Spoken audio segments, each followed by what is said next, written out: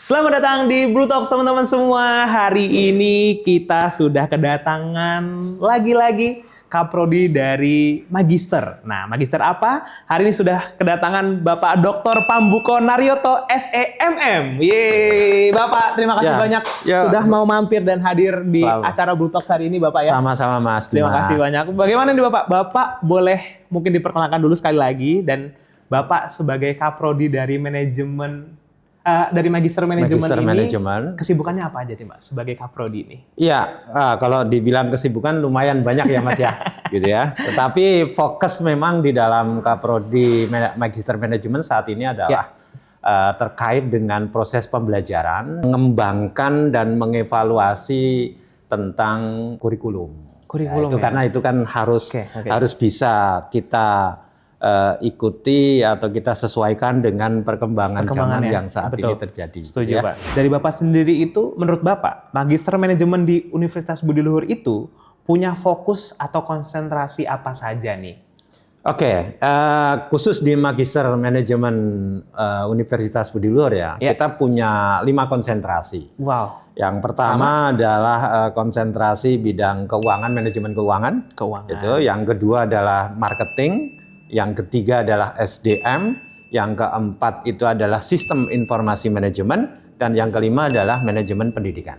Oh, ada 5 berarti ya? Ada 5. Nah, tuh teman-teman. Jadi peminatannya cukup banyak. Jadi mungkin ini kan kita cuma podcast aja. Cuma nanti kalau misalnya teman-teman berminat, itu ada 5 tuh tadi tuh. Kalian boleh pilih salah satu jalan apabila kalian minat di S2 di Universitas Budi Luhur. Nah, dari kurikulumnya sendiri nih Pak, itu biasanya diarahkannya condongnya lebih kemana nih? Ada leadership, strategic thinking, atau mungkin di inovasi bisnis Pak? Ya. Kita membangun kolaborasi di antara mereka. Artinya di antara yang Mas sebutkan itu tadi, itu memang kita masukkan semua di dalam CPL kita, di dalam kurikulum kita, gitu kan, RPS kita. Jadi kurikulum kita memang menggambarkan ketiga-tiganya itu harus ada. Oh gitu. Berarti memang tidak spesifik satu-satu aja. Jadi memang semuanya itu masuk di dalam unsur dari manajemen ini sendiri ya? Ya, karena ketiga-tiganya itu kan memang itu gambaran bahwa ya itulah yang harus bisa menjadi salah satu produk outcome kita gitu ya. Kita berbicara tentang, kalau kadang-kadang kan seorang selalu menanyakan kalau lulusan MM Budi Luhur itu nanti lebih cenderung skillnya kemana toh kan gitu ya. Jadi ya skillnya meliputi 3 hal tadi. Nah saya kan ini baru lulusan S1 nih Pak. Ya. Mungkin punya rencana nantinya bakal S2. Susah nggak sih Pak di Magister Manajemen ini? Waduh, sebetulnya yang nggak susah sih ya. Kalau kita bicara proses belajar itu ya, kalau bicara susah itu kan relatif ya. Tetapi kan kalau menurut saya selama ada kemauan, ya itu kan modal dasar ya. Artinya yang paling utama itu kan kemauan dulu gitu kan.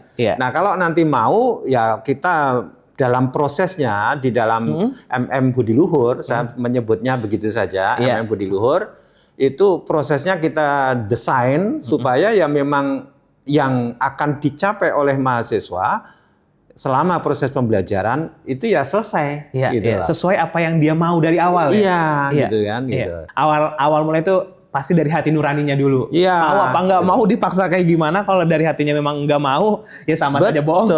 Sama, betul. Oke, nah tapi menarik nih Pak. Kalau dari Bapak sendiri, apa sih nilai pembeda MM Budi Luhur ini dengan kampus-kampus lain atau MM di kampus lain? Oh ya, saya yang bisa mengatakan bahwa apa sih yang dilakukan di MM Budi Luhur ya. Karena kalau ditanya pembeda dengan yang lain, saya juga belum terlalu mungkin punya data banyak. Tetapi apa yang ada di dalam MM Budi Luhur itu adalah kita menciptakan, kita mewujudkan yang namanya ekosistem pembelajaran secara integratif, integral dan dilakukan secara holistik. Dengan dilandasi nilai-nilai kebudiluhuran. Oh, berarti tetap nggak keluar dari jalur ke nilai-nilai kebudiluhuran ini ya? Iya, betul. Karena itu ciri ya, artinya ciri di kita. Iya sih, kan betul. Kita kan ciri di Universitas Budi Luhur itu bahwa kita harus setiap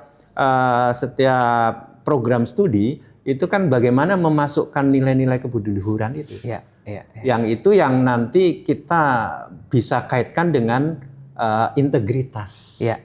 Gitu ya. Luar biasa. Memang karena pedoman kita pun sendiri juga cerdas dan berbudi luhur. Iya, gitu. Jadi betul. kalau cerdas tanpa berbudi luhur juga buat apa ya, Pak? Nah, itu kan founding fathers kita kan Betul. akan melakukan itu. Artinya memberitahukan bahwa memang itu ciri budi luhur. Iya. Nah, dari proses pembelajaran sendiri itu lebih ke case study atau project atau mungkin bisa diskusi berbasis riset gitu, Pak? Sebetulnya ketiganya juga ada ya, tapi memang di dalam proses pembelajaran di MM kita itu mayoritas istilahnya mata kuliah itu setiap mata kuliah itu memang harus ada case study-nya. Gitu kan harus ada discuss-nya. Betul, betul. Karena di situ juga harus dibangun presentasi, gitu kan. Artinya mahasiswa harus mempresentasikan sesuai dengan kemampuannya, dengan topik-topik sesuai dengan mata kuliah yang diajarkan itu. Jadi itu yang paling dominan di kita. Oke. Gitu. Oke. Nah, tapi dari MM Budi Luhur sendiri nih, atau Magister Manajemen ini berapa lama sih Pak kuliahnya? Apakah bisa kita mempersingkat waktu atau mungkin selama 2 tahun atau seperti apa? Oh iya, nah di kita itu kebetulan ada 2 jalur ya. Wah, jalur yang pertama itu adalah jalur reguler, artinya penerimaan reguler yang dari graduate ke S1 gitu ya, itu langsung bisa masuk ke program MM. Itu bisa diselesaikan dalam waktu 3 semester sebetulnya. 3 semester saja? Iya. Wow. Kalau yang reguler itu. Kenapa? Karena kurikulum yang kita bangun adalah kurikulum yang dengan SKS-nya dalam 45 SKS dan itu didistribusikan dalam 3 semester. Oh gitu. Jadi bisa 1,5 aja ya Pak? Bisa. Nggak harus 2 tahun ya? 1,5 nah, bisa. ada lagi Mas. Apa lagi itu yang kita sebut dengan program rekognisi. RPL. Apa itu Pak? Nah, jadi kalau RPL itu melanjutkan di program Magister Manajemen itu berdasarkan pengalaman kerja. Oh gitu. Ya. Jadi bagi rekan-rekan yang sudah bekerja, katakanlah masih hanya memiliki ijazah S1, ingin melanjutkan studi ke S2, bisa pakai jalur ini. Nah, kalau melalui jalur RPL itu nanti bisa lebih singkat lagi, Mas. Oh gitu? Iya, jadi tidak bisa 1 tahun bisa selesai. Wah, gitu luar biasa, menarik. Artinya secara teknik untuk penyelesaiannya itu lebih cepat lagi bisa. Iya. Gitu. Wah. Itu. Nah, masa iya sih kalian dengan sudah dipermudah loh ini, udah nggak harus 2 tahun, ada 1,5 tahun, ada bisa 1 tahun mungkin bisa lebih cepat. Masa iya kalian nggak mau daftar di S2 gitu kan? Maksudnya di lingkup dan juga dari era sekarang ini S2 itu menurut saya juga cukup sudah dibutuhkan ya Pak. Betul. Karena semakin lambat laun itu semakin S1 itu mungkin sudah banyak kompetisinya. Sudah banyak kompetitornya. Mungkin makanya itu kita harus bisa lebih aware lagi sama pendidikan. Makanya kita harus ke S2. Nah, tapi dari alumni Bapak ada cerita menarik nggak seputar alumni kebetulan di MM ini? Ya, kebetulan kita kemarin alumni kita yang kita sebut dengan Ikaluni Magister Manajemen Budi Luhur, Ikaluni itu melakukan kegiatan di kampus kita, yaitu tentang workshop ataupun seminar gitu. Ya, kemarin. Nah, kebetulan memang alumni-alumni kita juga banyak yang menduduki jabatan-jabatan penting karena mereka pun juga sukses di bidang-bidang bisnis mereka. Ada yang jadi CEO gitu kan di perusahaan-perusahaan beberapa swasta. Terus ada juga yang menjadi salah satu katakanlah kalau di dalam dunia bisnis itu ada yang disebut dengan Himpunan Pengusaha Muda Indonesia, HIPMI. Oh, HIPMI. Ya, jadi alumni kita banyak juga yang masuk ke situ. Jadi memang pada dasarnya mahasiswa-mahasiswa ini banyak yang basicnya itu entrepreneur ya Pak ya? Iya, entrepreneur ya. Oke, luar biasa. Tapi dari Bapak sendiri selama mengajar di MM ini atau di Magister Manajemen ini ada cerita unik nggak Pak? Atau cerita menarik seputar Bapak pada saat mengajar gitu-gitu? Iya, kalau cerita-cerita menariknya emang banyak ya Mas ya, karena background mahasiswa kita itu kan multidisiplin ya. Betul. Ada yang tadinya itu masuk ke MM itu bisa saja dia backgroundnya mungkin dari pejabat-pejabat di lingkungan instansi-instansi tertentu yang tidak berhubungan dengan katakanlah dengan ekonomi misalnya gitu ya. Nah itu ya memang akan muncul sesuatu yang bisa menarik di situ banyak gitu ya. Tetapi yang pasti banyak diskusi.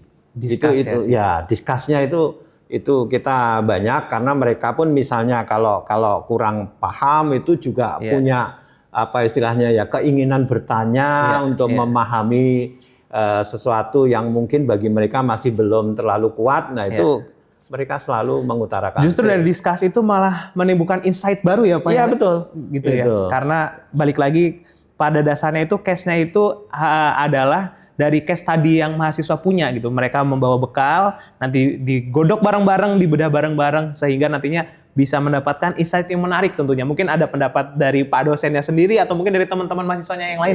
Iya.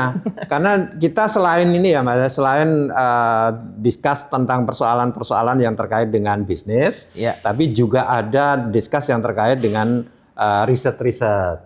Kan di program magister kita itu kan juga memunculkan beberapa riset yang menjadi kewajiban mahasiswa juga gitu ya. Itu sehingga tuh itu bisa. Teman-teman, tunggu apa lagi gitu. Sudah terbuka selebar ini, pengetahuannya juga kalian bisa akses. Di episode-episode sebelumnya juga ada beberapa kaprodi S2 di Budi Luhur yang juga sudah hadir ke sini. Kalian tinggal klik aja, kalian tinggal tonton, kalian tinggal rewatch lagi. Kalau kalian masih bingung, kalian tinggal tanya aja. Beberapa sosmed-sosmed yang ada di Universitas Budi Luhur. Di situ kalian bisa dapetin informasi banyak banget di situ. Nah, terakhir nih Pak, mungkin untuk mahasiswa-mahasiswa di sini ada yang masih ganjel nih, pengen masuk, tapi gimana ya cara masuknya ya? Nah, mungkin Bapak bisa kasih kalimat motivasi untuk para mahasiswa di sini yang mungkin mau masuk ke S2. Iya. Ya pada prinsipnya itu kan kalau kita bicara belajar itu kan tiada henti. Betul. Ya. Karena selama kita masih dikasih nafas, belajar itu saya kira sebuah hal yang wajib kita lakukan ya. Karena kita bisa menghadapi tantangan ke depan karena kita memang melakukan proses-proses pembelajaran. Setuju Pak. Nah, belajar di MM Budi Luhur sebetulnya dalam arti masuknya sebetulnya ya tidak sulit. Ada beberapa kemudahan kan.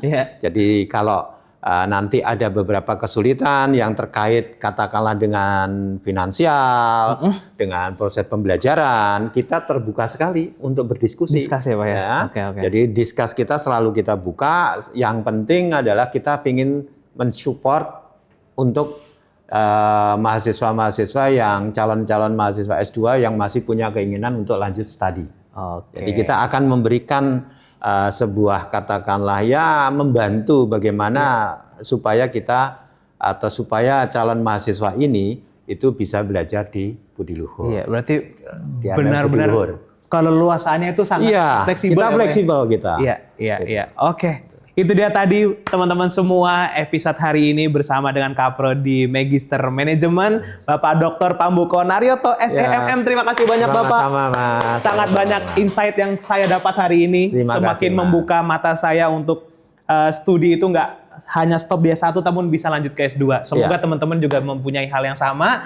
Untuk itu kita tutup episode kali ini teman-teman. Terima kasih banyak Bapak Pambuko dan salam Budi Luhur Bapak. Salam Budi Luhur. Salam Budi Luhur. Dadah. Bye teman-teman semua.